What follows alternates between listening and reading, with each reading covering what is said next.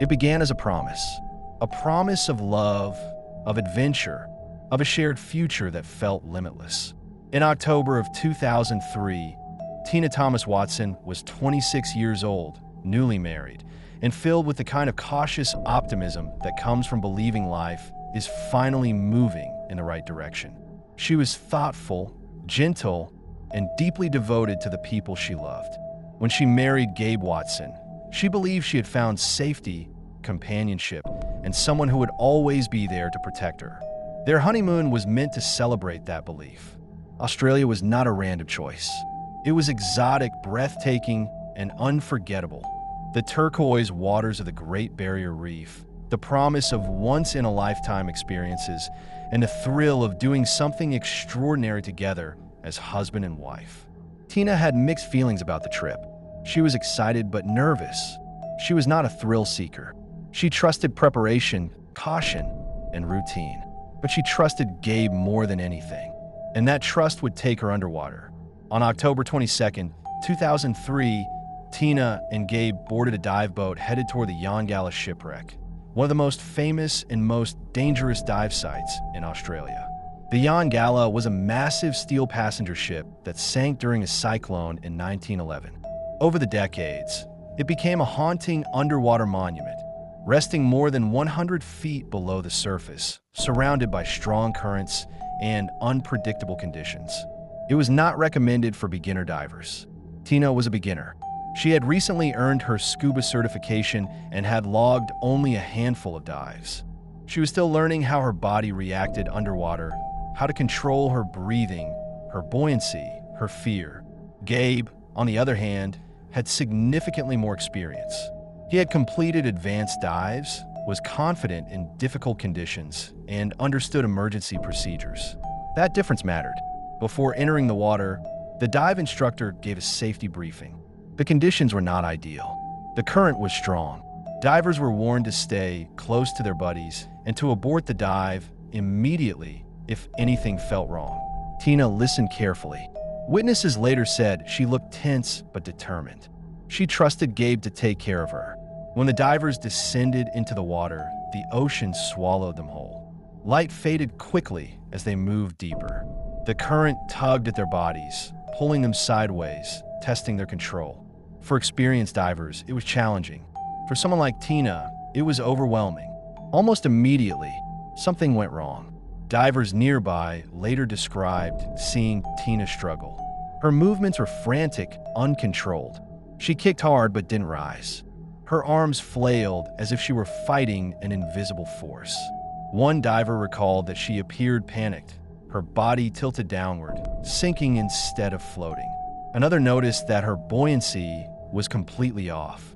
She was losing control. And nearby, Gabe Watson was there. Witnesses placed him close enough to see her distress clearly. Close enough to reach her within seconds. Close enough to act. But he didn't. Instead of inflating her buoyancy control device, instead of grabbing her and stabilizing her ascent, Tina continued to descend. She drifted downward, away from a group, deeper into the cold blue darkness. Panic underwater is dangerous, but panic combined with depth can be fatal. Divers later said they assumed Gabe was handling the situation. After all, he was her husband, her dive partner, the one person who was supposed to never leave her side. Moments passed, then something chilling happened. Gabe surfaced alone. When he emerged from the water and climbed onto the boat, Tina was not with him. He told the crew that she had panicked and sunk, that he had tried to help but couldn't. His explanation was vague, rushed, and inconsistent. Rescue efforts began immediately, but every second mattered. Tina was eventually pulled from the water unconscious. She never woke up. Attempts to resuscitate her failed. At just 26 years old, on what was supposed to be the happiest trip of her life, Tina Watson was pronounced dead. At first, it was ruled an accident, a tragic diving mishap, a case of panic, inexperience, and bad luck. But the ocean does not keep secrets forever. As investigators began reviewing the details, questions surfaced. Dive professionals analyzed the scene and found troubling inconsistencies. Panic alone does not usually lead to death when another diver is present and trained to assist. Simple actions, such as inflating a buoyancy vest or maintaining physical contact, could have saved her. Gabe knew this, so why hadn't he done it? Authorities examined Tina's dive training records and Gabe's experience level. The difference was stark. He was capable of rescuing her. He was obligated to rescue her. As both her husband and her dive buddy, he had a clear duty of care. Then another detail emerged. Shortly before the trip, Tina had taken out multiple life insurance policies. Policies that named Gabe as the beneficiary. On their own, these policies meant nothing. Many couples carry life insurance, but combined with the circumstances of Tina's death, they raised a disturbing possibility. Was Tina abandoned underwater? Was her death an accident or a choice? In 2009, Australian prosecutors charged Gabe Watson with murder. The case attracted global attention. The media dubbed him the scuba diving groom. The courtroom became a stage for expert witnesses, emotional testimony, and fierce legal battles. The prosecution argued that Gabe intentionally failed to act, that he watched his wife struggle and made a conscious decision not to save her. They emphasized his training, his proximity, and his calm return to the surface without her. The defense countered that panic can escalate unpredictably, that underwater situations are chaotic, that negligence does not equal murder. The judge faced a difficult decision. In the end, the court ruled that while Gabe's actions may have been negligent, there was not enough evidence to prove intent beyond a reasonable doubt. Gabe Watson was acquitted of murder in Australia. For Tina's family, the verdict was devastating. But the case was not over. Because Tina was an American citizen, U.S. authorities pursued their own charges. In 2012, Gabe Watson was charged in Alabama with manslaughter. This time, the legal strategy shifted.